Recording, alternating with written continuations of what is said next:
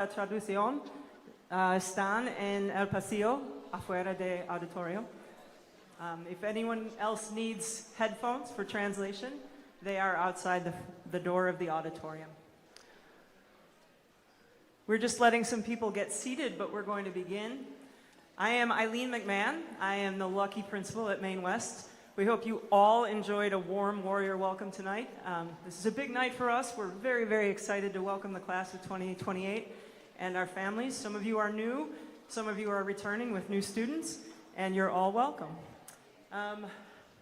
One of the things that we have done tonight is reorganized the design of the evening so that the focus is much more on kids with kids and a little bit less on us talking. So we have a little presentation here, and there is some useful and important information for you to receive.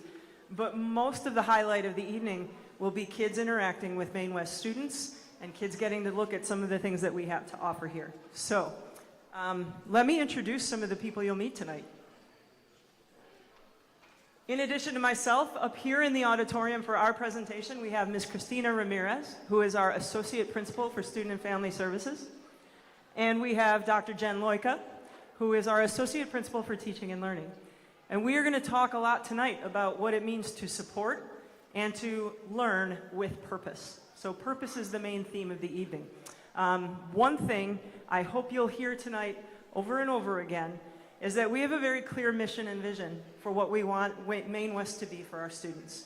We believe strongly that every child who comes in our door should have the agency to define for themselves what a meaningful life looks like, with your help, of course, and that this is the place where they discover it and then shape all of their experiences and abilities and skills to go and get it. So that's the role we play, and I don't know if I speak for everyone here when I say we've never done anything more important in our lives. So here are some other people you're going to meet. We're going to be staying up here with you, but downstairs and out and about with your students are Mr. John Aldworth, the Associate Principal for Student Experiences. So any part of student life that's outside of the classroom, he has his fingerprints on. That's his main role. Ms. Jelaine Hart is a school counselor, and Mr. Matt Perilli is our Associate Principal for Human Resources and Operations. So now, I'm going to ask the new members of the class of 2028 to leave. We love you. We're kicking you out. We're going to send you out those back doors where our Maine West Warriors, see there's Mr. Perilli, our Maine West Warriors are going to take you in small groups into classrooms and give you probably a much more interesting presentation than we will hear.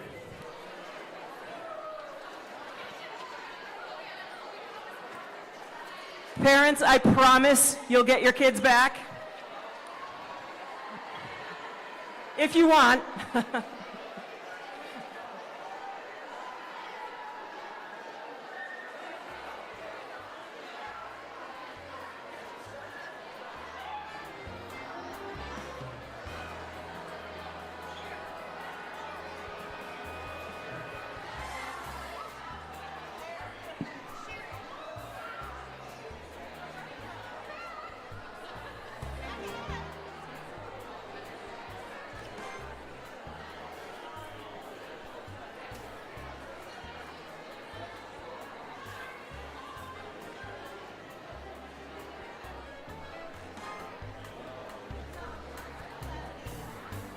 Are you really? Wow. How does it look?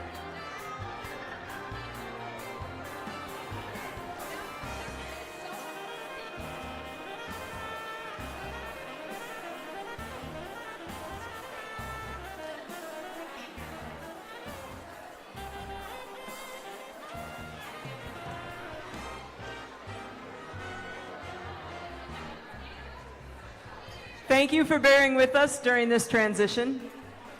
I don't know, as far as parents' nights out go, I don't know if this is going to rate, but this is what we have to offer. So, as your kids make their way into our classrooms, we think they're going to get a different version of what we're saying here tonight, delivered by kids, which means they'll listen to it more. So, in here with us, here are the targets for the evening. We are going to talk about pathways.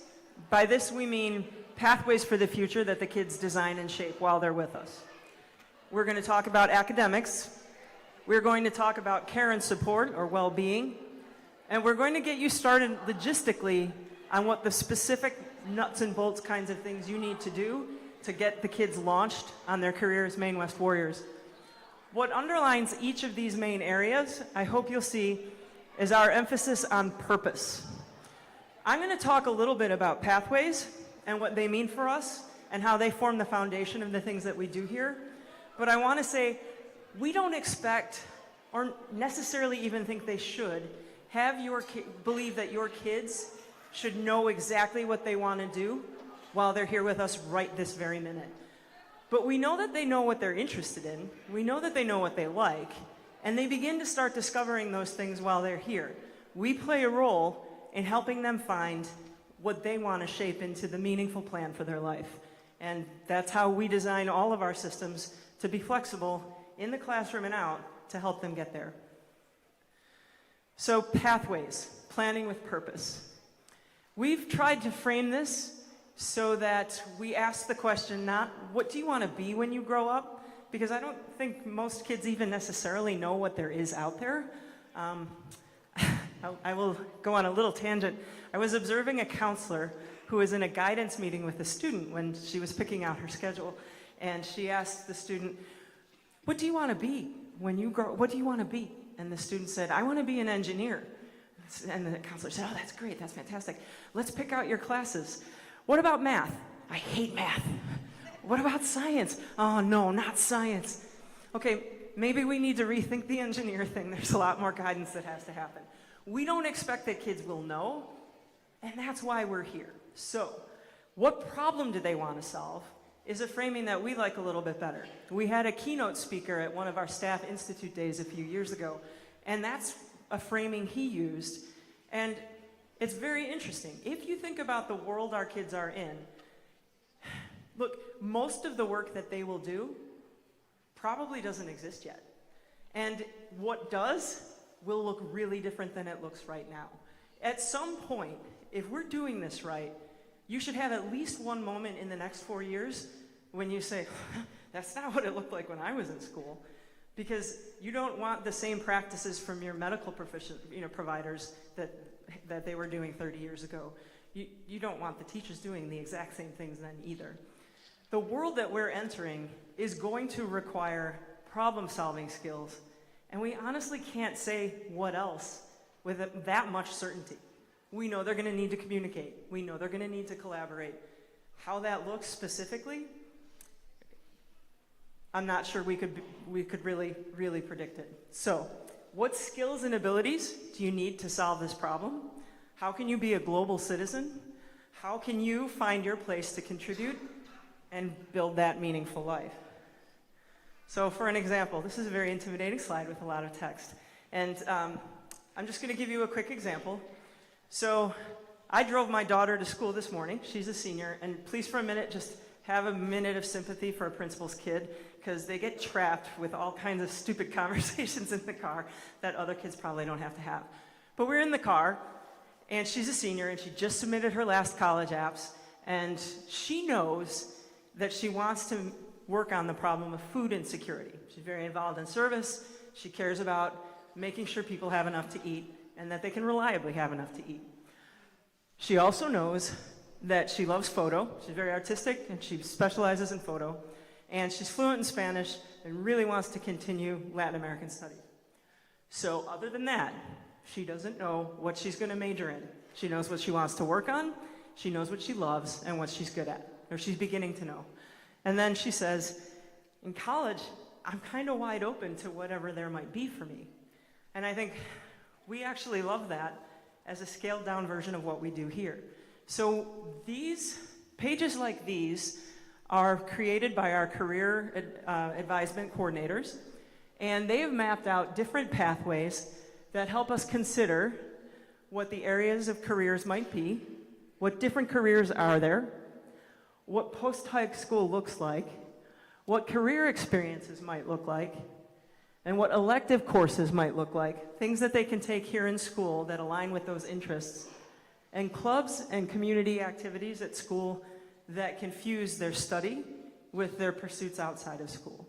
All of those things together are things that we like to be talking about from day one. So no, you don't have to know or think you're going to be an engineer, but if you have an idea of the things that you like and you keep learning more, you rule things in, you rule things out. We're talking about that with kids from day one. I will sometimes have parents say to me, I didn't know you guys had career advising. And I just want to make sure everyone here knows we do, and it starts from the very beginning. So this is what it looks like. Here your kids are in 8th grade. In 9th grade, what they really do is start exploring. We have so much here. Hopefully you'll get a good look at what some of it begins to offer for you as you peruse and take tours. And they begin to explore and define their purpose. That's going to be what drives them. They might start identifying career goals. My career goals in 10th grade didn't look like this. They might identify some, and then pretty quickly unidentify them, depending on their experiences. They can plan their post-secondary pathways, and we have lots of opportunities for things like career treks, where kids can go out and visit job sites.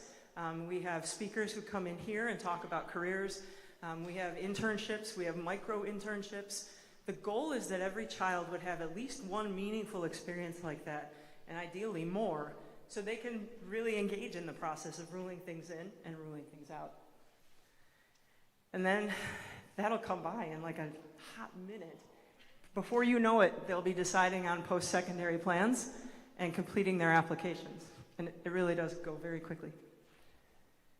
So I'm going to turn this over to Dr. Loika. She's going to share with you some things about instruction, and that will help you understand what your kids will experience in the classroom.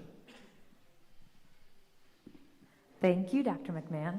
Hello. Just again, I'm Dr. Jen Loika. I am the Associate Principal of Teaching and Learning here at Maine West High School, and I have the funnest job of getting to experience all the different learning experiences that your students will have. I get to get in a lot of classrooms, and I learn all sorts of different things as I observe alongside them.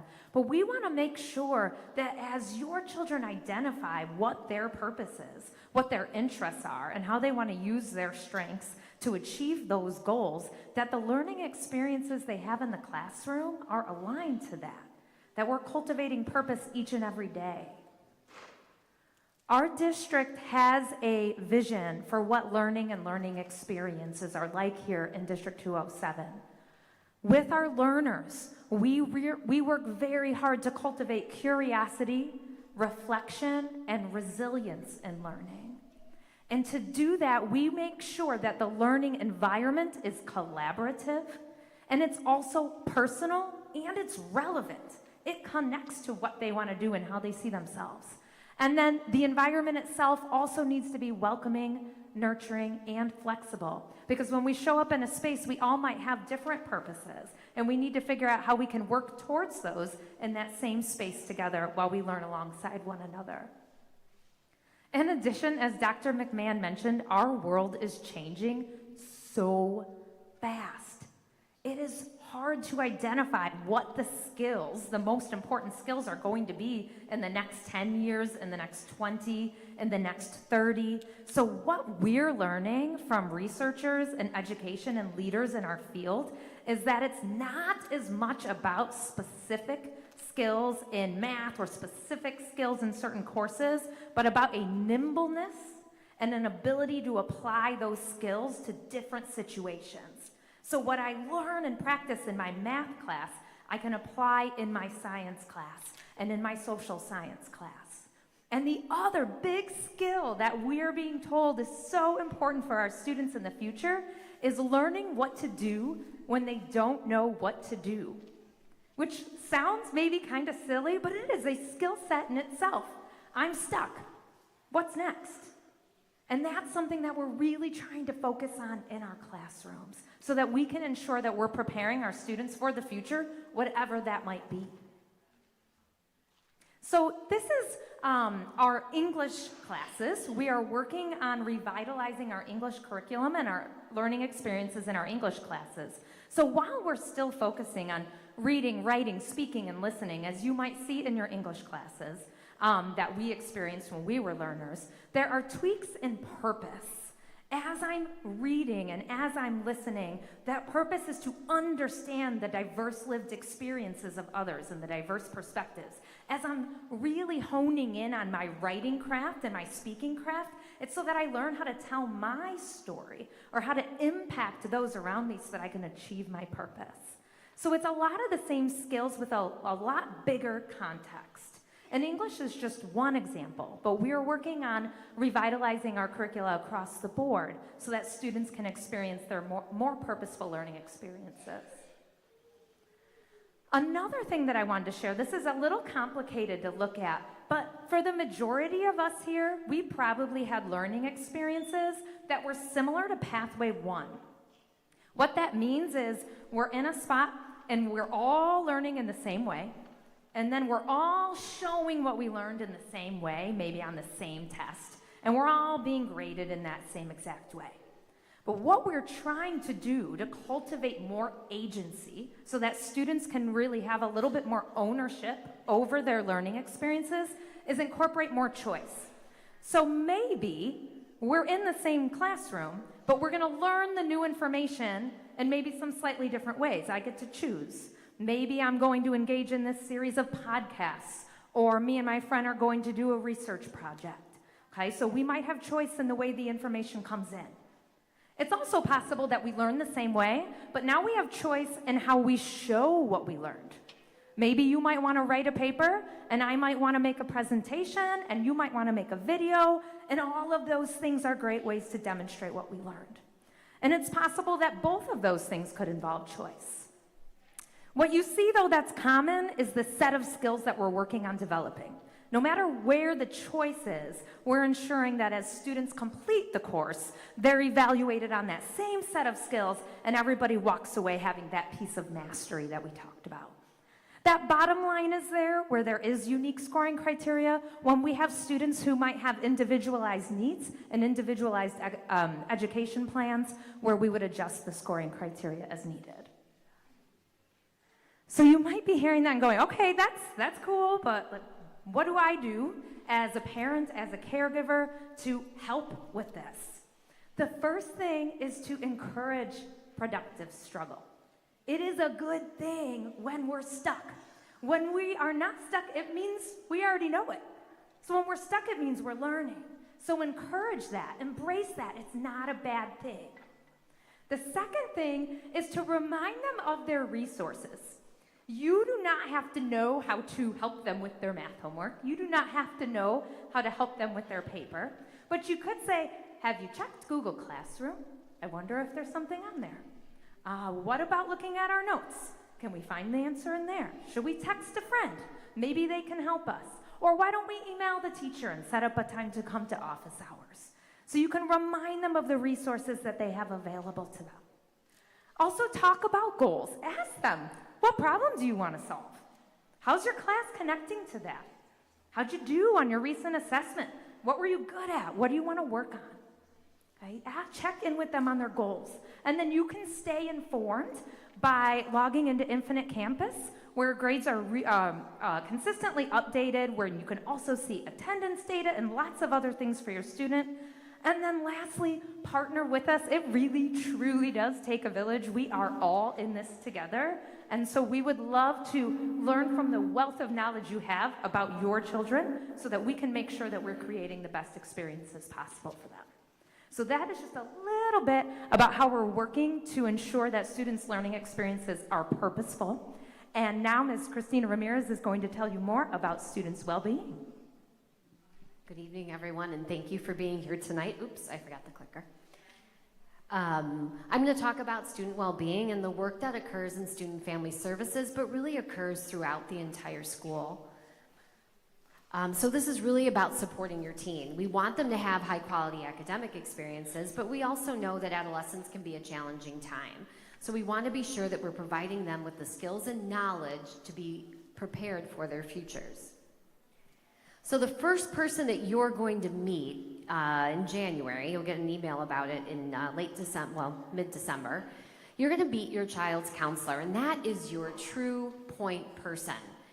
Your child will be assigned to a counselor for the next 4 years. So this is the person that you're going to get to know really, really well, and if you have questions or concerns, this is the first person you would contact. I put up here the 4 areas that counselors focus on, and the first one is academic advising, which is probably the most familiar to all of us from our high school experience, right? That you went to your counselor, she picked your classes, and that probably was about it. But our counselor is responsible for more of that. She's going to help your child, or they are going to help your child, learn about their interests and help them explore courses that are going to help them get to where they want to go or achieve their goals. They will also ensure that your child has enough credits to graduate, which is 22.75 if you're curious. They will also help your child with post-secondary planning. Dr. McMahon talked about that, and it's something we start as early as your freshman year by exploring your interests. All our students take a online test or quiz, really, that's called Find Your Path, and students will answer questions to understand more about themselves. We'll also work on social emotional learning, which occurs all day in all of our classrooms, but we want to make sure students are getting the support that they need, and we do offer a Tier 1 or for all social emotional learning experience within our health and wellness program. And lastly, attendance and behavior. We emphasize attendance a lot here at Maine West because we know that if your child is here every day, we can provide them the experiences and the learning opportunities to help them all be successful in whatever they choose to do. These 3 faces are really important. They are our assistant principals of student supports, and they're probably your next contact person. Your counselor is going to be the first. And our counseling office is divided into 3 teams, blue, gold, and white. Mr. Brown is here tonight, so if you have any questions about what the assistant principal does, feel free to ask him. But they lead teams that look at student progress every week and determine if there's anything that our students need to help them be successful. So we are examining data every week. We also want information from all of you. So if you call with a concern, these are the individuals who are going to help make sure that your child gets what they need. In January, you'll receive a slide deck that explains a little bit more about what each of these people do and also what each person on each team's role is. And our philosophy is that all warriors can succeed. We believe that if we get it right for every student and get them what they need to be successful, all warriors can achieve their goals. We do that by making sure that we have a varied level of support. And I know that this is probably really small and you can't see it, so we'll send the slide deck so you can read through it more carefully. But the main idea is that if you start on the left, we have support for all. That is what we do for all students, and the list actually goes on, but there's never going to be enough space on the slide to cover all of it. But things like office hours, drop-in counseling, we have advisory every week. We have an SEL curriculum that I spoke to you about. We have expectations, warrior after hours, Tier 1 strategies, which are about teaching in every classroom. So all our students get these supports. Don't even have to ask for it, really, they just get it. In the next column, you see Tier 2 supports.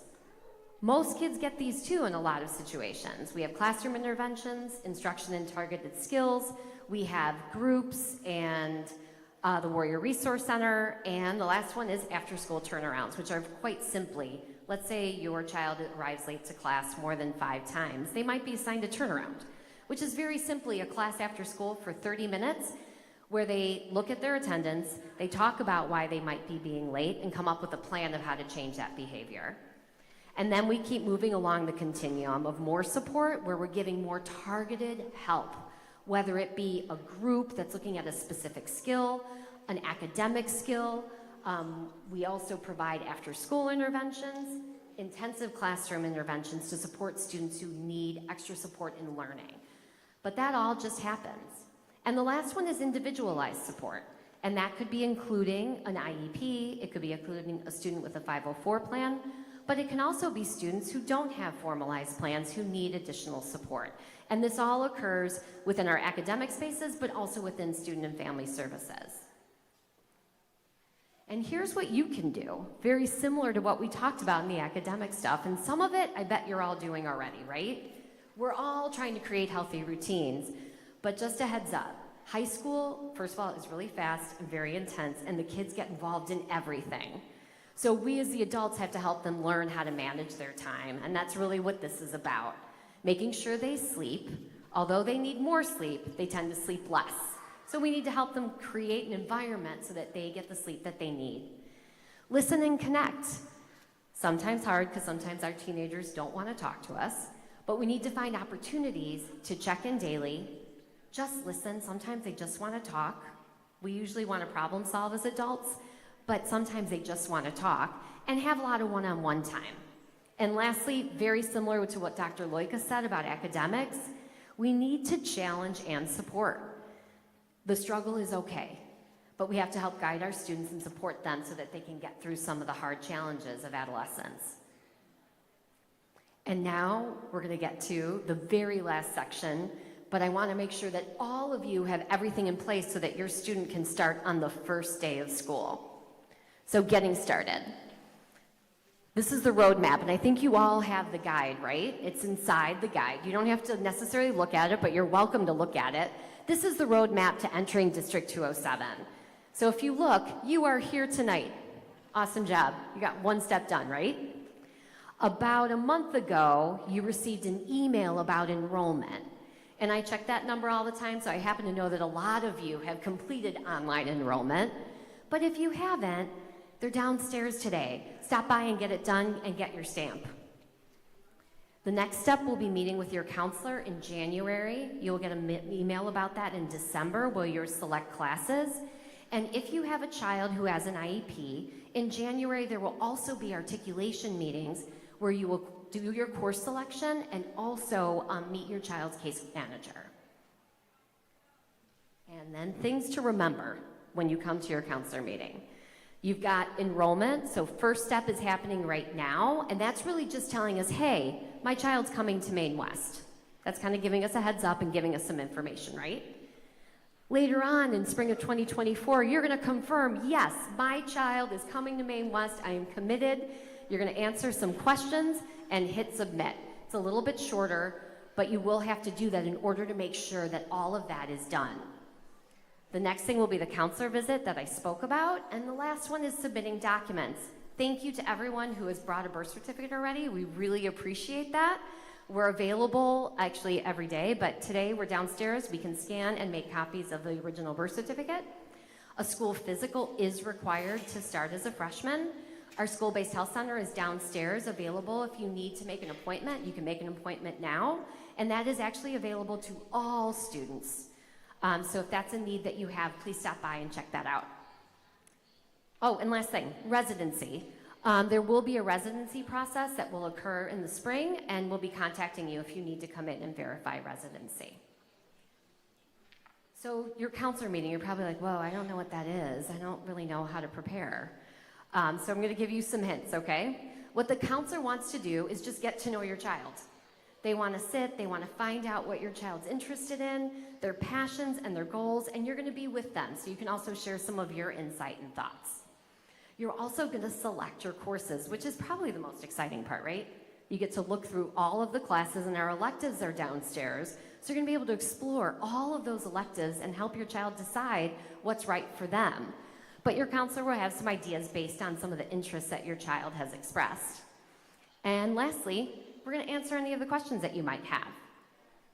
And on the left, on the right, you will have all the things that you need. We've already talked about those, the birth certificate, school physical. Don't forget your child. It is their courses that they're selecting. And lastly, the digital course selection sheet that you'll get, but if you forget it, we always have a copy. And we're going to talk a little bit at the very, very end now about our overall goal is to develop your child's purpose. Everything we do focuses around the idea that your child has a purpose that is theirs, right? And so we want to make sure that they find their purpose and develop their agency, the strength to be able to say what I need and what I want for my future, and to create a pathway for that. And finally, mastery. We're here to support them in mastering the skills that they need to achieve their purpose and use their agency. So we're at the end, and I want to just first say, I am so glad that you are all here tonight. And behind me, you're seeing purpose in action. You're seeing our Maine West students within the last year exploring their pathways. And you're seeing them solve the problems of the future. You're seeing them build things in our technical and other programs. You're seeing them work with technology. You're seeing them work with their teachers to solve problems. You're also seeing students in our fine arts program who are interested in the fine arts, exploring all of those areas, music, drama, and art, and using those skills to create content and building their experiences so that they can develop their purpose and their agency. You'll also see in these pictures our students exploring healthcare careers, going out into the community, looking at different medical fields, meeting doctors, going to visit programs to find out if that is who they are and that is who they want to be. And this is what we are building for your child to help them find their purpose, their agency, and build their mastery. And we are done with our formal presentation up here tonight. Pretty good timing. We're a little early, but that's okay. Thank you so much. We do have about 5 minutes for some questions. Are we all okay with questions? Okay. So we have about 5 minutes. So does anyone have any questions?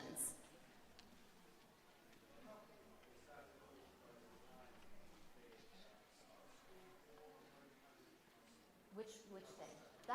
The health exam is not due until technically October 15th, but we like to have it on the first day of school because the more information we have about your child's health, the more ready we are to serve your child. But the first day of school is ideal. October 15th is the final date.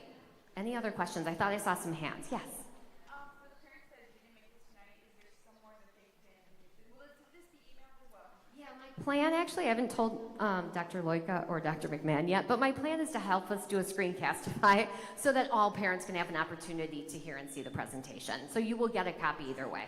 Okay, thanks for asking and caring about everybody else. I think there's a question right here. Yeah.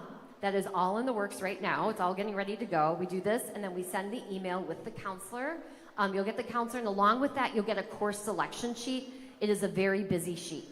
But on it, it has English, math, science, and it's all our classes, and you'll be able to sit with your child and start selecting classes. So tonight, when you're downstairs and you're exploring the electives, those are your real choices, in all honesty. Like, which electives is your child interested in?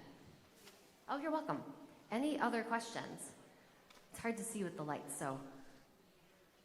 Okay. I think all of you have my email because I always send my email to everybody. So please feel free, if you have additional questions, just to send an email to me. I'd be happy to answer any questions. Or feel free to give me a call. I'm always available to answer anything and to help in any way I can.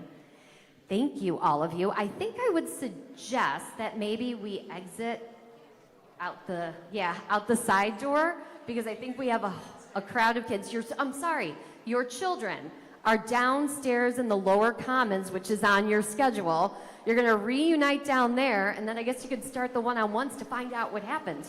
Thank you so much, everyone.